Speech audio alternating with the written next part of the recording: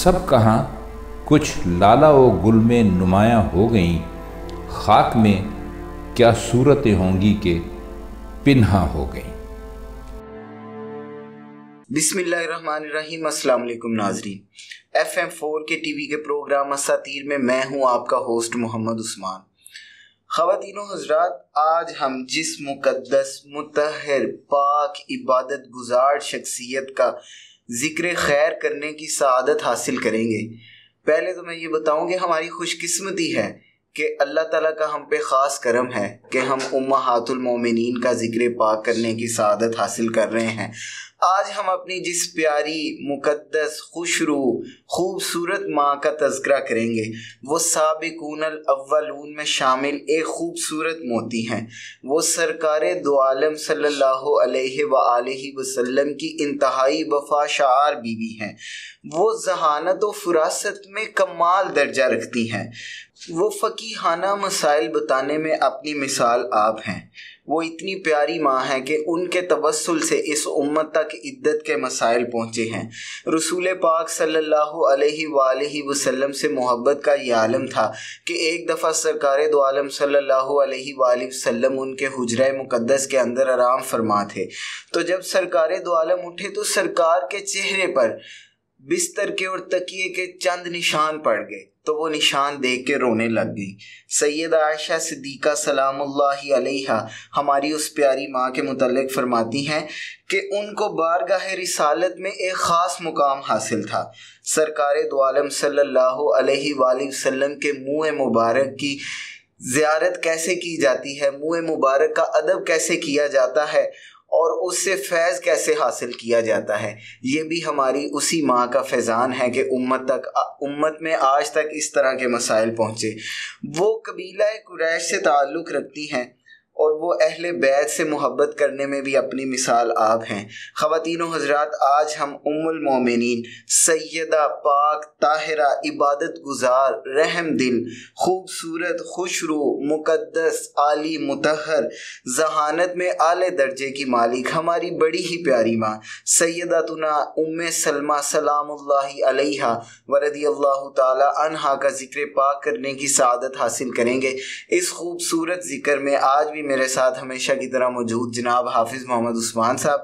हाफिज़ साहब अस्सलाम वालेकुम। वालेकुम अस्सलाम व रहमतुल्लाह। आप सब क्या हाल है आपका? जी अल्लाह ताला का फज़ल, आप खैरियत से? जी जी अल्हम्दुलिल्लाह। हाफिज़ साहब अल्हम्दुलिल्लाह, एक बार फिर आज हम अपनी एक प्यारी ही माँ का तज़किरा हासिल करने की करेंगे और सआदत हासिल करेंगे। तो आप सब, आप पैटर्न के मुताबिक मुझे सबसे पहले ये बताएं कि सैयदा पाक बीबी उम्मे सलमा सलामुल्लाहि अलैहा का असल नाम क्या था और इनका नस्ब क्या था? बिस्मिल्लाहिर्रहमानिर्रहीम। अल्लाहुम्मा सल्लि अला मुहम्मदिन व अला आलिहि व अस्हाबिहि व अज़वाजिहि व अहलि बैतिहि व बारिक व सल्लि अलैहि।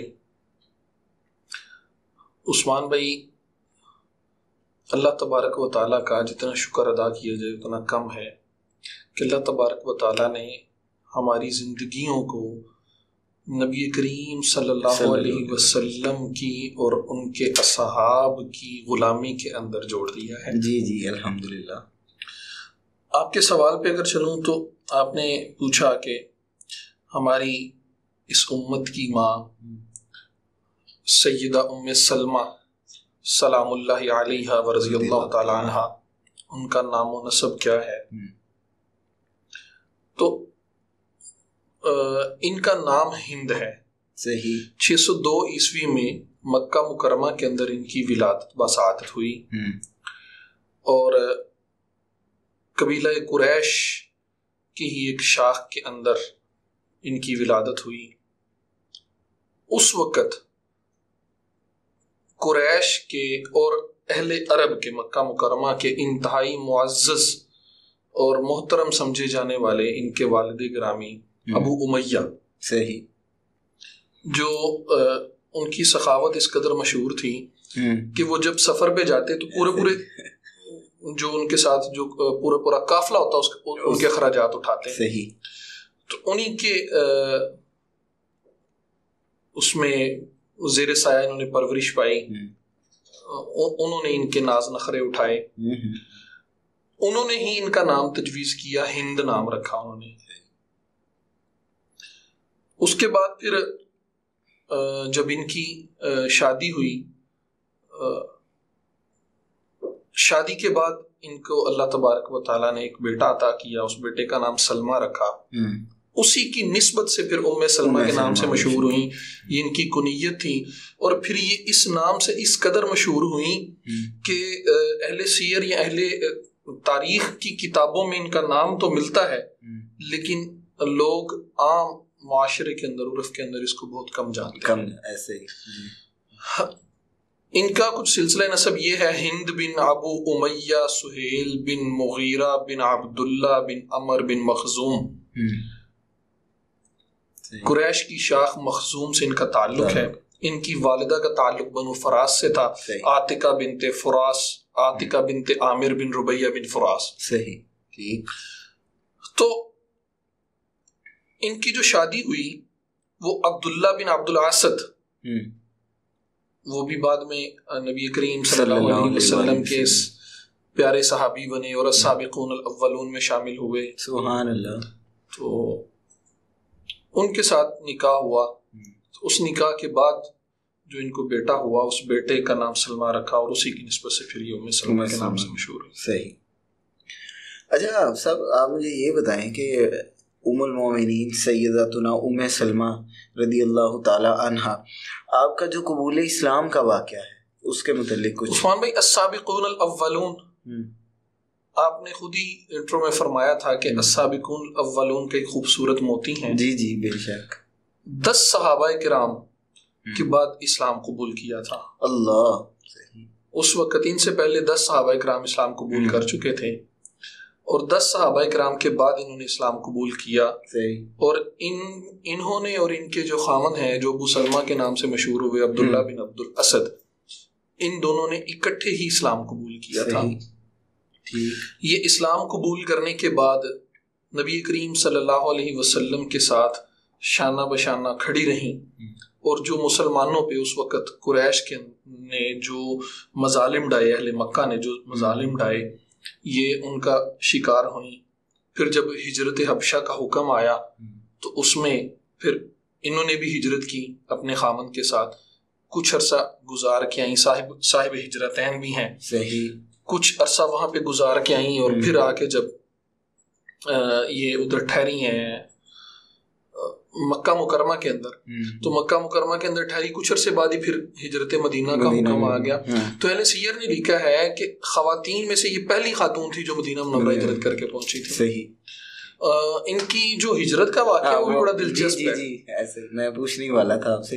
وہ بڑا دلچسپ واقعہ ہے کہ جو ان کے خامن تھے ابو سلمہ، وہ ان کو چھوڑ کے چلے گئے تھے۔ ان کے قبیلے کی مزاحمت کی وجہ سے قبیلے والوں نے روک لیا، ان کے بیٹے سلمہ کو ان سے چھین لیا گیا، ان کو روک لیا گیا، تو وہ ان کو چھوڑ کے چلے گئے، حضرت ابو سلمہ چلے گئے۔ تو یہ مطلب اس وقت پھر وہاں سے نکلتی اور ابتح کے مقام پہ جا کے روتی رہتی، وہاں پہ بیٹھ کے روتی رہتی۔ تو ایک دن کوئی 7-8 دن گزرے تھے، تو انہی کے خاندان میں سے ایک شخص نے ان کو دیکھا کہ وہاں پہ بیٹھ کے یہ رو رہی ہیں، تو وہ ان کو تو سبب پتا تھا کہ کیوں رو رہی ہیں۔ وہ پھر ان کے خاندان کے پاس آئے اور ان کے ساتھ آ کے مکالمہ کیا، اور انہیں کہا کہ آپ یہ ظلم نہ کریں، ایک تو ان کے بچے کو ان کے حوالے کریں اور ان کو جانے دیں اپنے خاوند کے پاس، انہیں جانے دیں۔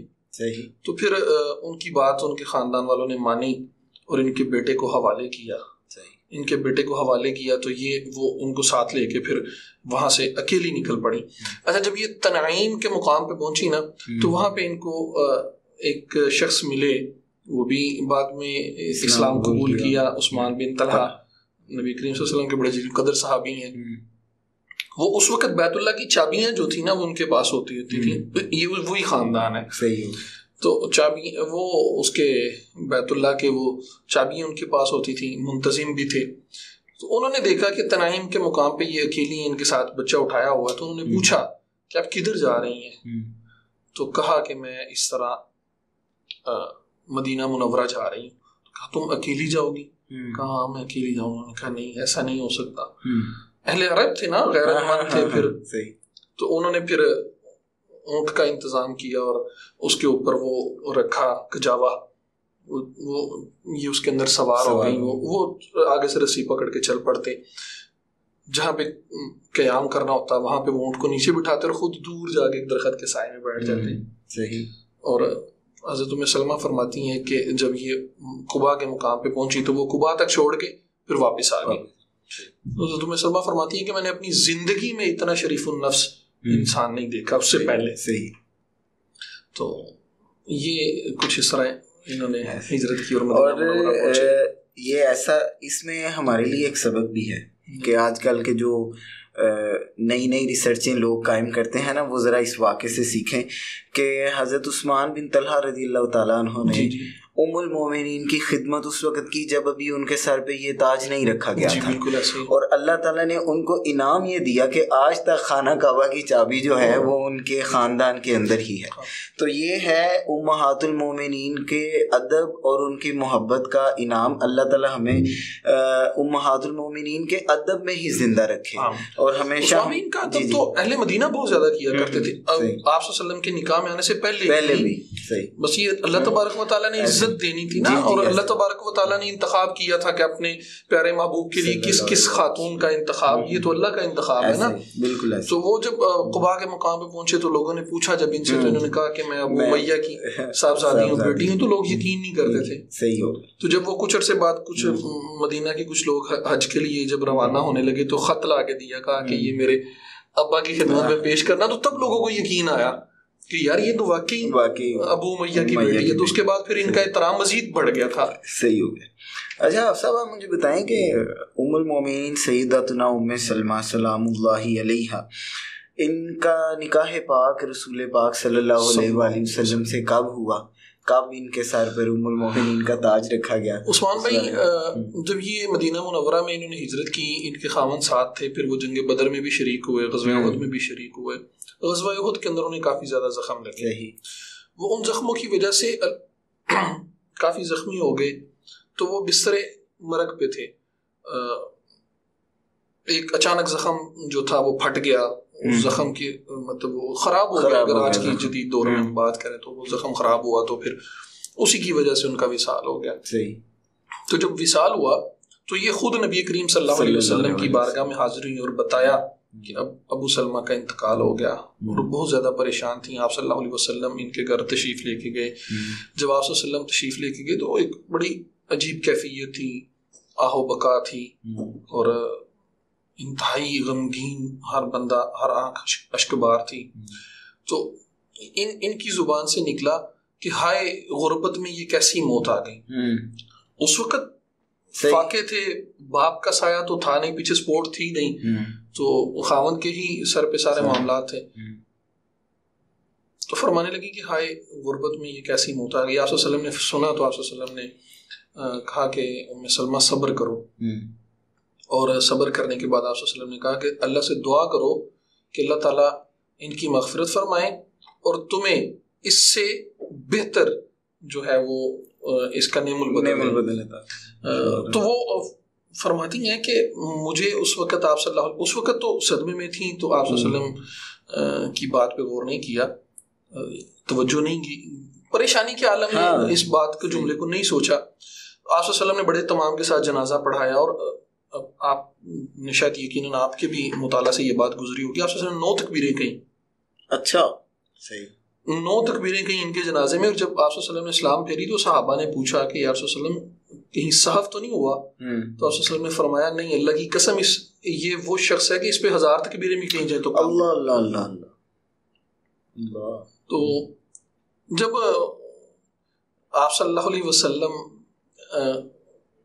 یہ اس وقت حاملہ بھی تھی تو وضع حمل ہوا, صحیح, تو عدت پوری ہوئی. تو سب سے پہلے سیدنا ابوبکر صدیق رضی اللہ عنہ نے پیغام نکاح بھیجا, ان کی خواہش تھی, انہوں نے قبول نہیں کیا. کہتی پھر میں نے اللہ سے دعا کرنی شروع کی, اور آپ صلی اللہ علیہ وسلم کی وہ حدیث میرے ذہن میں آئی, آپ صلی اللہ علیہ وسلم کا مبارک ارشاد میرے ذہن میں آیا کہ اللہ سے کہو کہ اللہ مجھے اس سے بہتر نہیں بدل دے. فرماتی ہیں کہ جب میں یہ دعا کرنے لگی تو میرے ذہن میں خیال آیا کہ بھلا اس سے بھی کوئی بہتر ہو سکتا ہے, ابو سلمہ سے بھی کوئی بہتر ہو سکتا ہے. پھر کہتے ہیں ذہن میں دوسرا خیال یہ آیا کہ اگر آپ صلی اللہ علیہ وسلم نے کہا ہے تو یقیناً اس میں کوئی حکمت ہوگی, تو آپ صلی اللہ علیہ وسلم کے کہنے کی وجہ سے اللہ سے دعا مانگی.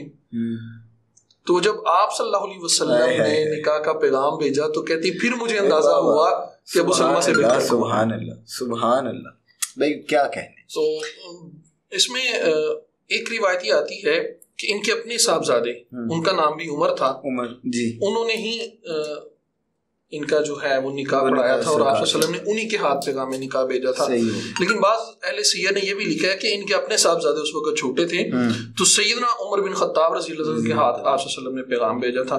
واللہ عالم بالصواب. تو اس طرح یہ جب نکاح ہوا تو آپ صلی اللہ علیہ وسلم نے نکاح کے بعد ان کو پھر 2 چکیاں, ایک گھڑا اور ایک چمڑے کا تکیہ عنایت فرمایا. اور آپ صلی اللہ علیہ وسلم نے اپنی دیگر جتنی بھی ازواج تھیں سب کو یہی چیزیں عطا کی تھیں. آپ صلی اللہ علیہ وسلم کو ان سے بے حد محبت تھی, آپ نے ذکر بھی کیا. بے شمار ان کے واقعات ہیں. صحابہ کرام کے ازواج مطہرات کے اندر دو گروہ تھے. ایک سیدنا عائشہ صدیقہ رضی اللہ تعالیٰ عنہ, ان کی سربراہ ان گروہوں کی آپس میں. تو ایک کی سیدنا ام سلمہ تھیں. وہ جب یہ حضرت عائشہ رضی اللہ تعالیٰ عنہ کے خلاف تو نہیں کہنا چاہیے, حضرت عائشہ رضی اللہ عنہ متعلق شکایت آپ صلی اللہ علیہ وسلم کی بارگاہ میں پیش کرنی تھی کہ یا صلی اللہ علیہ وسلم لوگ اس وقت ہدیے بھیجتے ہیں جب آپ عائشہ کے حجرے میں ہوتے ہیں, تو ہمارے حجرے میں لوگ نہیں ہدیے بھیجتے. جب یہ شکایت کرنی تھی تو اس وقت انہی کا انتخاب ہوا کہ آپ جا کے سیدنا رسول اللہ صلی اللہ علیہ وسلم سے آپ بات کریں. تو آپ صلی اللہ جب خوبصورت بہت زیادہ تھی. سیدہ عائشہ فرماتی ہیں کہ جب مجھے یہ پتہ چلا نا کہ آپ صلی اللہ علیہ وسلم نے ان کو پیغام نکاح بھیجا, ایک روایت میں آتا ہے کہ وہ غمگین ہو گئی کہ یہ اتنی ماشاءاللہ خوبصورت تھیں کہ انہیں ان کے وہ فرماتی ہیں کہ میرے دل میں یہ خیال آیا کہ میری جگہ کہیں ام سلمہ نہ لے لے. تو آپ صلی اللہ علیہ وسلم جب نماز پڑھتے, یعنی ان کے حجرے میں جب ہوتے تو آپ صلی اللہ علیہ وسلم نماز پڑھتے تو ان کا جو حجرہ تھا, ان کا بچھونا تھا, وہ آپ صلی اللہ علیہ وسلم کی جائے نماز کے بالکل سامنے بچھا کرتا تھا. صحیح ٹھیک. تو یہ محبت کا مختلف. اور آپ سب اگر ہم غور کریں اپنے پچھلے جب بھی ہم نے امہات المومنین کا ذکر خیر اور ذکر پاک کرنے کی سعادت حاصل کی, تو میں نے ایک چیز بڑی نوٹ کی ہے کہ اب آج بھی جب میں آ رہا تھا تو میں پڑھ رہا تھا راستے میں کہ جب سیدہ ام سلمہ سلام اللہ علیہا کے جو فضائل ہیں وہ بی بی عائشہ بیان فرما رہی. جب ہم نے حضرت سودا سلام اللہ علیہا کا ذکر پاک کرنے کی سعادت حاصل کی, اس وقت بھی ہم نے آپ سے بھی یہ سیکھا اور پڑھا بھی کہ ان کے لیے جو ان کے جو فضائل ہیں وہ سیدہ عائشہ صدیقہ فرما رہی ہیں. جب سیدہ خدیجہ سلام اللہ علیہا کا ذکر خیر ہوا, ان کے جو فضائل ہیں وہ سیدہ عائشہ صدیقہ فرما. تو یہ جو محبتوں کا عالم ہے, یہ اس میں ہمارے گھروں کے ماحول کو بہتر بنانے کے لیے بڑی خوبصورت مثال ہے کہ خود کہنا کہ وہ آپ صلی اللہ علیہ وسلم کو اپنی ہر زوجہ سے محبت تھی. جی بالکل, بے شک. کچھ فطرتی چیزیں ہوتی ہیں, اس میں انسان کا عمل دخل نہیں ہے. کسی سے محبت زیادہ ہو جانا, کسی سے لیکن حقوق کے معاملے میں آپ صلی اللہ علیہ وسلم سب کے حقوق برابر ادا کرتے تھے. یہ آپ صلی اللہ علیہ وسلم سے اس قدر محبت کرتی تھی. میں ایک جگہ پہ پڑھ رہا تھا, مجھے وہ جملہ یاد آیا, صاحب کتاب نے لکھا تھا کہ یہ آپ صلی اللہ علیہ وسلم کے خیال کا بھی خیال رکھتی ہے. بھائی واہ واہ واہ واہ سبحان. مجھے یقین کریں کہ یہ جملہ پڑھ کے اس پہ رشک آیا کہ کتنا خوبصورت جملہ لکھا ہے صاحب کتاب نے. انہوں نے لکھا ہوا تھا کہ یہ سیدہ ام سلمہ رضی اللہ تعالی عنہا آپ صلی اللہ علیہ وسلم کے خیال کا بھی خیال رکھتی تھی. ایسے ہی. اور جب وہ سرکار آرام فرما رہے تھے تو تکیے کے نشان پڑے تھے چہرے پہ, تو چہرہ دیکھ کے تو رونے لگ گئی کہ اس سے پریشان ہو گئی. حضرت ابو لبابہ وہ جب ان کا وہ ہوا, آپ صلی اللہ علیہ وسلم نے ان سے ایک راز شیئر کیا. وہ بنو نذیر, غالباً قبیلہ بنو نذیر تھا اس کے متعلق. تو جب وہ ان سے گفتگو کرنے کے لیے گئے تو اشاروں میں بتا دیا کہ تم سب قتل کیے جاؤ گے.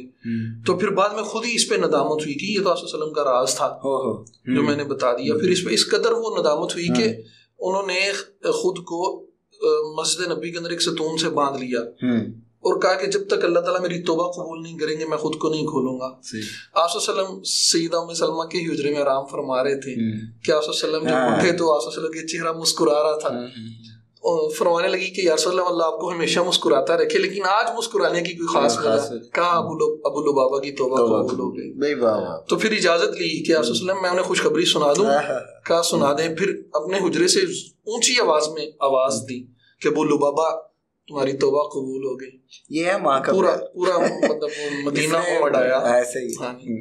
تو یہ اچھا آپ صاحب آپ مجھے بتائیں کہ بے شک وہ فضل و کمال میں تو تمام امہات المومنین بہت بلند تر ہیں، تو بس حصہ ڈالنے کے لیے اور برکت حاصل کرنے کے لیے سیدتنا ام سلمہ سلام اللہ علیہا کے فضل و کمال کے متعلق بھی کچھ آپ ارشاد فرمائیں. جی عثمان بھائی، اس میں تو کوئی شک نہیں ہے کہ ماؤں کا فضل و کمال تو کائنات میں اس کا کسی کے ساتھ موازنہ ہی نہیں کیا جا سکتا، لیکن اپنے دل کی تسلی کے لیے، اپنے دل کو سکون پہنچانے کے لیے ہم اس کا ذکر، اور یقیناً یہ ذکر ہمارے لیے عبادت اور کل قیامت والے دن ہماری بخشش کا ذریعہ ہے انشاءاللہ. عثمان بھائی، علمی مقام ان کا یہ تھا کہ تمام ازواج میں علم کے اعتبار سے سیدہ عائشہ صدیقہ رضی اللہ تعالیٰ عنہ اور سیدہ ام سلمہ رضی اللہ تعالیٰ عنہ یہ ایک بلند مقام اور بلند مرتبہ رکھتی تھیں. حضرت عائشہ اور حضرت ام سلمہ رضوان اللہ علیہ مجمعین، ان کا کوئی جواب نہیں تھا علم کے اندر باقی ازواج کی نسبت. سب کا ایک اپنا اپنا علمی مقام ہے. ان سے تقریباً 378 احادیث مروی ہیں. صحیح. بعض اہل محدث نے اور بعض اہل سیر نے یہ لکھا ہے کہ ازدواج جو ہیں وہ احادیث کا مخزن ہے، مگر عائشہ اور ام سلمہ کا کوئی مد مقابل نہیں. تقریباً 378 احادیث ان سے مروی ہیں. حضرت ابو ہریرہ اور حضرت ابن عباس رضی اللہ تعالیٰ عنہ جو علم کے دریا، علم کے سمندر تھے، وہ بھی ان سے فیض حاصل کرتے تھے، ان کے سمندر سے فیض حاصل کرتے تھے. تو قرآن پاک بہت اچھا پڑھتی تھی اور نبی کریم صلی اللہ علیہ وسلم کی قرات پر قرات کیا کرتی تھی. واہ واہ واہ سبحان. یعنی آپ صلی اللہ علیہ وسلم جس انداز میں آپ صلی اللہ علیہ وسلم قرات کرتے تھے، بیائی ہی اس انداز میں یہ قرات فرماتی تھی. ماشاءاللہ سبحان. حدیث کا شوق یہ تھا کہ ایک دفعہ یہ اپنے بال بنوا رہی تھی، بال، تو آپ صلی اللہ علیہ وسلم مسجد کے اندر تشریف لائے اور ممبر پہ کھڑے اور خطبہ دینا شروع کیا. جب آپ صلی اللہ علیہ وسلم نے کہا نا یا ایھا الناس، تو وہیں پہ جلدی سے اپنے بال سمیٹے، سب کچھ چھوڑا اور اٹھ کے کھڑی ہو گئی اور حجرے کے ساتھ مطلب پاس جا کے کھڑی ہو گئی اور آپ صلی اللہ علیہ وسلم کا خطبہ سننا شروع کر دیا اور وہیں پہ کھڑے ہو کے سارا خطبہ سنا. اس قدر مطلب علم کا ان کو جو تھا عثمان بھائی وہ ذوق تھا. ابن قیم رحمہ اللہ فرماتے ہیں کہ ان کے فتاوی جو ہیں اگر ان کو جمع کیا جائے تو ایک مستقل رسالہ جو ہے وہ تحریر کیا جا سکتا ہے. مجتہد تھیں، اپنے بہت سارے معاملات میں ان کا اجتہاد تھا. صاحب اصابہ نے لکھا ہے کہ یہ سیدہ ام سلمہ رضی اللہ تعالیٰ عنہ یہ کامل العقل اور صاحب الرائے تھی. صاحبۃ الرائے. تو یہ اللہ تبارک و تعالیٰ نے ان کو نوازا تھا. اسرار کا علم تھا. بھائی واہ. یہ اللہ تبارک و تعالیٰ نے ایک الگ سے. حضرت عبد الرحمن بن عوف رضی اللہ تعالیٰ عنہ ایک دفعہ ان سے کسی مسئلہ کے بارے میں کوئی مسئلہ پوچھنے آئے، تو اس وقت انہوں نے ایک حدیث ارشاد فرمائی اور انہوں نے کہا کہ آپ صلی اللہ علیہ وسلم نے ارشاد فرمایا ہے کہ بعض لوگ ایسے ہیں کہ جن کو میں اپنے انتقال کے بعد، اس دنیا سے منتقل ہونے کے بعد، نہ میں ان کو دیکھوں گا نہ وہ مجھے دیکھیں گے.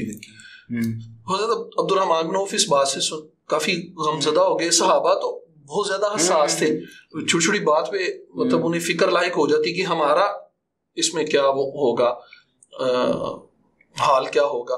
تو وہ جلدی سے سیدنا عمر بن خطاب رضی اللہ تعالیٰ کے پاس پہنچے اور ان سے ذکر کیا.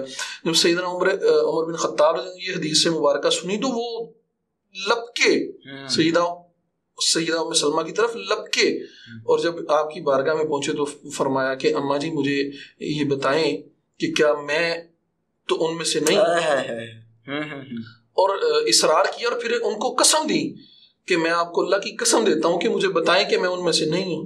تو انہوں نے کہا نہیں، لیکن یہ راز میں مزید کسی بھی افشا نہیں کروں گی. تم ان میں شامل نہیں ہو لیکن مزید کسی کو نہیں بتاؤں گی. یعنی یہ کہنے کا مطلب یہ تھا کہ یہ نہ ہو کہ آپ جائیں اور جا کے کسی اور کو بتائیں تو وہ بھی مطلب پوچھنے کے لیے آ جائیں اور ایک تاندہ بن جائے. عبادت گزار بہت زیادہ تھیں. اللہ تبارک و تعالیٰ نے یہ خاص فضل تھا کہ ہر وقت اللہ کی عبادت میں مشغول رہتی. مہینے میں 3 روزے رکھا کرتی تھیں. مسند احمد میں یہ روایت ہے. اور وہ آیت تطہیر آپ صلی اللہ علیہ وسلم کی حجرہ میں تھی جب یہ آیت تطہیر نازل ہوئی. وہ آپ صلح حدیبیہ کا موقع آپ یقیناً آپ کے وہ نظر سے گزرا ہوگا کہ صلح حدیبیہ کے موقع پہ جب صلح نامہ طے پا گیا تو آپ صلی اللہ علیہ وسلم نے فرمایا کہ احرام کھول دو, سر منڈوا دو, قربانی کر دو. تو صحابہ کرام پہ یہ بات بڑی مطلب باعث تعجب تھی کہ ہم وہاں سے نکلے, ہم نے اس وقت ہم طاقت میں بھی ہیں اور ہم ان سے جنگ نہیں کر رہے, اور آپ صلی اللہ علیہ وسلم یہ کیا فرما رہے ہیں. تو آپ صلی اللہ علیہ وسلم پہ نا آپ صلی اللہ علیہ وسلم کی روحانیت پہ یہ بات ناگوار گزری کہ صحابہ کی طرف سے اس طرح کا اعتراض سامنے آیا. تو انہوں نے سیدہ ام سلمہ رضی اللہ تعالیٰ عنہا سے ذکر کیا. تو سیدہ نے آپ صلی اللہ علیہ وسلم کو مشورہ دیا کہ پہلے آپ یہ خود عمل کریں. صحیح ہو, یہ ماں کا مشورہ تھا, آپ صلی اللہ علیہ وسلم کی زوجہ کا مشورہ تھا. تو مشورہ دیا کہ آپ خود عمل کریں. آپ صلی اللہ علیہ وسلم نے پھر اپنا سر کا حلق کروایا اور پھر احرام کھولا اور قربانی کی. جب دیکھا تو پھر اس طرح مطلب وہ ہوئے سارے صحابہ کرام لبکے کہ وہ پھر ایک رش مطلب بند گیا, جلدی جلدی سب نے پھر وہ کروائے. امر بالمعروف اور نہی عن المنکر کی بہت زیادہ پابند تھیں.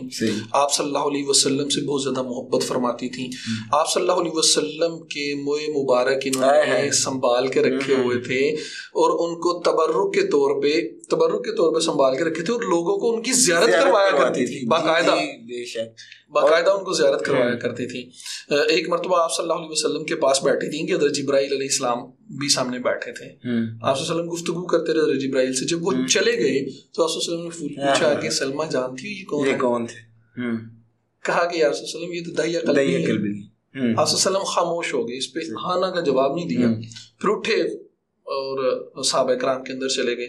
تو وہ کوئی حکم لے کے نازل ہوئے تھے. تو جب وہ احکام صحابہ کے سامنے رکھے اور اس کی تفصیل ذکر کی, سیدہ فرماتی ہے کہ مجھے پھر پتا چلا کہ یہ تو جبرائیل تھے. صحیح ہو, یہ ان کے فضل و کمال کی کیا بات ہے. اللہ تبارک و تعالیٰ نے اتنا نوازا ہے کائنات میں, ان سے زیادہ فضل و کمال کسی کا ہو ہی نہیں سکتا. بے شک بھی. اور سب سے بڑی فخر کی بات ہمارے لیے یہ کہ ہماری ماں ہے, یہ ہماری ماں قابل فخر چیزیں ہیں. اور ہم اپنی ماؤں کا تذکرہ کرنا الحمدللہ یہ جو مسلمان نہیں ہے, غیر مسلم ہے, ہم ان کو بھی یہ بات فخر سے کہتے ہیں, آئیں یہ ہماری مائیں, آئیں یہ ہماری مائیں. ان کی زندگیاں تو پڑھیں. اگر آپ ان کی زندگیاں پڑھ کے اسلام قبول کرنے پہ مجبور نہ ہو جائیں تو عثمان بھائی ایسے ہی بالکل ایسے ہی قابل رشک ہیں ہماری مائیں. بے شک بے شک. اور زندگی کا کوئی مسئلہ ایسا نہیں ہے کہ جو ہمیں امہات المومنین کی زندگیوں سے اس کا حل نہیں ملتا. اچھا ہاں سر, ازدواجی زندگی ساری کی ساری امہات سے ملتی ہے. جی جی بالکل ایسے ہی. ایسے رسول اللہ کا ادب, رسول اللہ کے جو تبرکات ہیں ان کا ادب کہ کیسے کرنا ہے, وہ بچوں کو منہ مبارک پانی میں ڈال کے پلا دیا کرتی تھی. ایسے ہی ساری محبتیں ایسے ہی ماؤں سے ہی ملی ہیں. جی جی بالکل ایسے ہی ایسے. اور یہ ان کے ذکر پاک کی ایک ایسی برکت ہے کہ میں نے پچھلے پروگرام میں بھی عرض کیا تھا کہ آپ نے مشاہدہ کیا ہوگا کہ جب ہم بالخصوص, ویسے تو تمام ذکر خیر جو ہے بے شک, لیکن بالخصوص جب ماؤں کا ذکر کر رہے ہوتے ہیں تو تھوڑی دیر کے لیے دل سے غم اور دکھ درد جو ہے نا وہ بالکل علیحدہ ہو جاتے ہیں. وہ ایسا لگتا ہے کہ بس یہ وقت کبھی ختم نہ ہو اور ہم اپنی پیاری ماؤں کا تذکرہ کرتے رہیں. اچھا آپ صاحب, آپ مجھے یہ بتائیں کہ سیداتنا ام سلمہ سلام اللہ علیہا, ان کے متعلق کہا جاتا ہے کہ ان کی عمر ماشاءاللہ سے بہت لمبی تھی اور سب سے آخر میں ان کا وصال ہوا. تو سیدہ سلام اللہ علیہا کا وصال پاک کب ہوا اور یہ کہاں رہا؟ تقریباً 84 سال تقریباً انہوں نے عمر مبارک پائی. 602 عیسوی میں ان کا ولادت ہوئی تھی اور 63 ہجری میں. دو روایتیں بعض, لیکن مشہور روایت یہ ہے کہ 63 میں ہررا واقعہ, جس سال واقعہ ہررا کربلا کے بھی معاملات میں وہ سرکار دو عالم صلی اللہ علیہ وآلہ وسلم نے جب وہ مٹی عطا کی تو پھر انہوں نے مدینہ شریف میں بھی بتایا کہ حسین کو رضی اللہ تعالیٰ عنہ شہید کر دیا گیا ہے. سرکار دو عالم نے خواب میں ان کو بتایا. میں نے عثمان بھائی پیچھے بھی ذکر کیا کہ اسرار کا علم تھا. صحیح ہو گیا, بالکل صحیح. یہ ان کی خاصیت تھی. اللہ تبارک و تعالیٰ نے اسرار کا علم عطا کیا تھا. تو 63 ہجری میں جس سال واقعہ ہررا ہوا اسی سال ان کا مدینہ منورہ کے اندر وصال ہوا. اور حضرت ابو ہریرہ رضی اللہ تعالیٰ عنہ نے ان کا جنازہ پڑھایا. اچھا اس پہ تھوڑا سا اختلاف جی میں یہ پوچھنے لگا تھا حضرت ابو ہریرہ رضی اللہ تعالیٰ عنہ. بعض مفسرین نے، بعض اہل تاریخ نے، اہل سیر نے یہ لکھا ہے کہ حضرت ابو ہریرہ رضی اللہ تعالیٰ عنہ کا انتقال ان سے 4 سال قبل ہو چکا تھا، 59 ہجری میں. لیکن امام زرقانی نے اور امام طبری نے اس کی وضاحت کی ہے کہ نہیں، حضرت ابو ہریرہ رضی اللہ عنہ کا وصال بعد میں ہوا تھا، اور پہلے حضرت سیدتنا ام سلمہ سلام اللہ علیہا رضی اللہ تعالیٰ عنہ ان کا وصال ہوا تھا، اور سیدنا ابو ہریرہ رضی اللہ تعالیٰ عنہ نے ان کا جنازہ پڑھایا تھا. اس وقت مدینہ کا جو گورنر تھا نا وہ ولید بن عتبہ کا پوتا ابو سفیان تھا. تو سیدہ نے باقاعدہ وصیت کی کہ اس وقت حاکم وقت جنازہ پڑھاتے تھے، تو سیدہ کی وصیت تھی کہ وہ میرا جنازہ نہ پڑھائے. تو جب سیدہ کا وصال ہوا تو وہ پھر جنگلوں کی طرف نکل گیا، اور پھر وہ جب نکل گیا وہ مدینہ میں تھا ہی نہیں، تو پھر سیدنا ابو ہریرہ رضی اللہ عنہ نے ان کا جنازہ پڑھایا اور مدینہ منورہ جنت البقیع کے اندر یہ آرام فرمایا. صحیح. بہت شکریہ حافظ صاحب. اللہ تعالیٰ آپ کو، اللہ تعالیٰ ہماری اس کاوش کو قبول فرمائے، اور ہماری ماؤں کی برکت سے اللہ تبارک و تعالیٰ ہمیں اپنی ماؤں کے قدموں میں جنت نصیب فرمائے. آمین آمین. اور ان کے قدموں میں تو ہے ہی جنت. ایسے ہی ان کے قدموں میں یقیناً جنت ہے. اللہ تعالیٰ ہمیں بھی نصیب فرمائے. ایسے ہی ہمیں نصیب فرمائے اللہ تعالیٰ. خواتین و حضرات، ہمیشہ ہی ماں کا تذکرہ جو ہوتا ہے وہ خوبصورت بھی ہوتا ہے، اور اس میں بہت کچھ سیکھنے کو ملتا ہے. ہماری جو مائیں ہیں، جب میں پچھلی بار بھی دعا کر رہا تھا کہ جب قیامت والے دن ہماری ماؤں کا نام پکارا جائے تو ان کا نام امہات المومنین کی کنیزوں میں آئے. یہ ہمارے لیے اور ان کے لیے بے شک سعادت کی بات ہوگی. اللہ تعالیٰ آج ہماری یہ چھوٹی سی جو کاوش اور کوشش ہے اس کو قبول فرمائے. آج پروگرام پیش کرتے ہوئے کہیں کوئی غلطی، کوتاہی، غفلت ہوئی تو میں اپنے اللہ کی بارگاہ سے معافی کا خواستگار اور توبہ کا طلبگار ہوں. اگلے پروگرام تک کے لیے اجازت دیجیے. والسلام علیکم ورحمۃ اللہ وبرکاتہ.